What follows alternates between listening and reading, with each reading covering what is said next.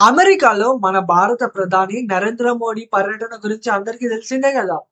Already మొత్తం global media, social media అన్నిటిలో Narendra Modi America పర్యటన, నరేంద్ర మోడీ అమెరికాలో ఎవరెవరిని కలుస్తుండు, వాళ్ళతో ఏం మాట్లాడుతుండు, మోడీ, ట్రంప్‌ల మధ్య కెమిస్ట్రీ ఎట్లుంది, మోడీ, ట్రంప్‌లు మునుపటి తీరే దోస్తుల్లాగే ఉన్నారా? లేక ఏమైనా తేడా వచ్చిందా? వంటి అనేక విషయాల గురించి తెలుసుకునేందుకు ప్రపంచం మొత్తం జూస్తుంది. మోడీ, ట్రంప్‌లు ఫ్రెండ్లీగా కలుసుకున్న విధానం, మోడీ, ట్రంప్‌ల మధ్య కాన్వర్జేషన్, వాళ్ళిద్దరూ మీడియాకిచ్చిన సమాధానాలు, మరీ ముఖ్యంగా చెప్పాలంటే భారత్, అమెరికాల మధ్య జరిగిన డీల్స్ గురించి చూస్తుంటే ప్రతి ఒక్కరికి మతిపోతుంది. అవును గదా!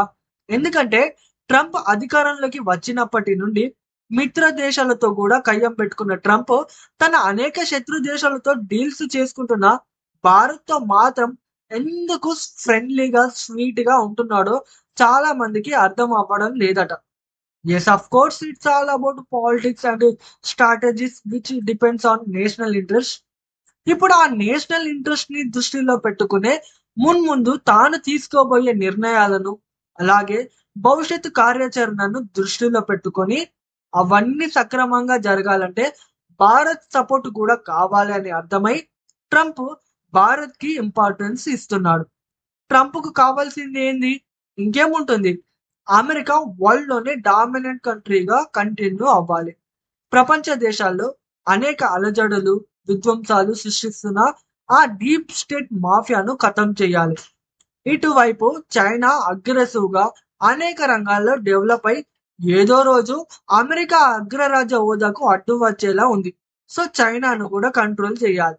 ఇలా ట్రంప్ కొన్ని టార్గెట్స్ పెట్టుకున్నాడు. అందులో కొన్నింటిని అంటే చైనాను కట్టడి చేయడం, డీప్ స్టేట్ మాఫియాను ఖతం చేయడం వంటి వాటికి భారత్ సపోర్ట్ కావాలి. భారత్ తన రాజనీతితో చైనాను పూర్తిగా దూరం పెట్టి ఏదో చేయాలని చూస్తలేదు. అలాగని చైనాను ఊరికే వదిలిపెట్టడం కూడా లేదు. గత కొంతకాలంగా భారత్ చైనాను ఎక్కడ పెట్టాలో అక్కడనే పెడుతుంది.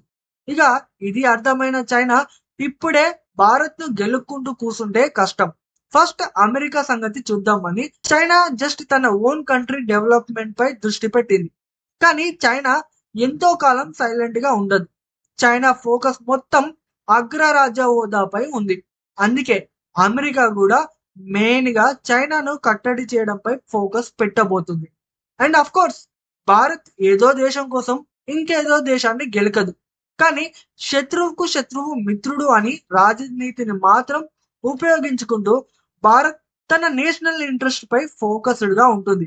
అందుకే ఇప్పుడున్న పరిస్థితుల్లో ఏ విషయంలోనైనా అమెరికాకు భారత్‌కు మించిన మిత్ర దేశం మరొకటి లేదు.